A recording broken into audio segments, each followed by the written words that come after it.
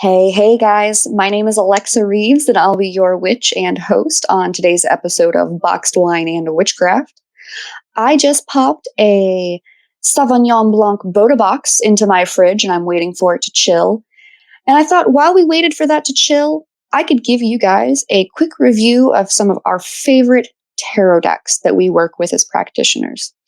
In our tarot reviews, I'm going to give you an overview of the title of the deck, the artist, materials of the deck, things, what it's made of, how it feels in your hands, what else the set comes with. I'll talk about what I like about the deck, what makes it unique, what you can use it for. I'll give you a brief overview of what the instructional book has to offer, and if there are any drawbacks or disadvantages to certain decks. All of this is subjective. It's just meant to give you the highlights of a deck. Ultimately, tarot decks are meant to be picked out by you, the practitioner. Your deck calls to you personally, pick it up and buy it. If it's something that doesn't resonate with you, gift it away to someone else. Each deck has its own uses. Each deck has its own strengths and weaknesses. But today, we get to talk about one of my favorite decks that I get to use. It's the Transparent Tarot deck by Emily Carding. Emily is a priestess and Reiki master. She's over in rural Sussex. And she designed this tarot deck and actually wrote the instructional book and did the art for it, which is nice because it's all kind of an all-in-one artist book. It came out in the mid-2000s. It's a pretty solid deck as far as different ideas with decks. It's not a very traditional deck because it is transparent. It's a full 78 tarot deck with the major and minor arcana. Material-wise, it is actually made out of plastic, of pretty nice. It's not flimsy, but it's definitely pliable plastic, which is nice. I like that too because you can also wipe them off in between clients, which is really nice. But the images on them are done very minimalistically. The images on the deck actually really only take up like maybe 1 or 2 inches of the full 5 or 6 inch card in your hand. And they're done in a really, really nice minimalistic watercolor or pointillism kind of style. As far as size goes, I love the way this deck fits in my hands. It is the perfect deck for shuffling. It's got a good, not too big rectangle shape to it, but it does have a solid rectangle shape, which is nice. The way the deck is designed, it actually reminds me of the old camera reel films back in the days when we actually had physical film to cameras and stuff. It has like the little dotted edges and stuff like that along both sides to kind of give you the illusion of film moving together, or or like even comic book vibe a little bit to it.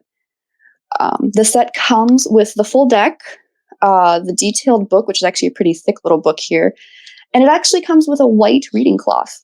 And the author and creator of the deck advises with this deck that the white reading cloth is actually useful because since the cards are literally see-through and the art on them tends to be lighter in color, softer as far as opacity, you need that lighter surface to place your cards on so you can actually see the images under them. I adore this deck. I bought it on an impulse, and I am so grateful that I did. I love this deck because you can literally layer cards right on top of each other. And in that layering, you finally get to see how cards influence each other, how they're connected to one another. So if you're the first thing I usually recommend for people, especially with a deck like this, is if you're doing a 9-card spread, you can do past, present, coming up in the future. You can do the material plane, you can do lower shadow work, and you can do upper astral or higher power work. You can actually stack those cards on top of each other and see how each of those aspects are interplaying with one another, how they're moving together in that fashion. The other thing I love about this deck is rather than stacking directly one on top of each other, where you can see the images, you can almost stack them kind of 2 or 3 inches apart from each other, and it begins to look like a storyboard. It actually looks like like this idea of like a comic book or a storyboard that runs together, and you can see how the images progress from one another, which is an amazing way to kind of really hone in on the correspondence of the cards and how they pick up onto each other, which is really nice. As far as the book goes that she brings with it, it is a chunky, chunky book. I usually remind most beginner tarot readers, don't rush into the book. Use your intuition first. Get yourself good and comfortable with the deck, and then go pick up the book just to kind of see perhaps what the artist or author truly meant about what they were going for with certain images. What I like about Emily Carding's book with the Transparent Tarot is while she's going through the major arcana, she actually offers examples of what it would look like when the cards were laid together or on top of each other. And it actually walks you through kind of how you could explain the way these cards are working together. So it really gives readers an opportunity to kind of look through and learn by example a new way to read cards together. But then it gives you that kind of jumping point to say, oh, okay, this is for like one possible interpretation. Now I'm going to go do my own.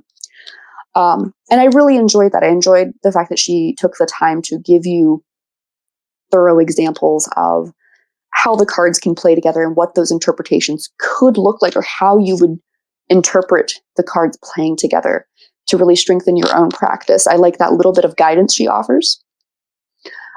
It's also a chunky book. It's a 280-page book. It's pretty thick and detailed as far as most tarot books go, which I really, really like. She even offers in the back different kinds of layout options that lend itself to the idea of a transparent tarot deck. One of the favorite ones that I've yet to try, but it's going to be the next one I try, where she just recommends you draw all of your cards and lay them all together, shuffled together on the table in front of you, and see what images come out. And I like that approach as well, because this also lends a tarot deck to almost more of an oracle style to it.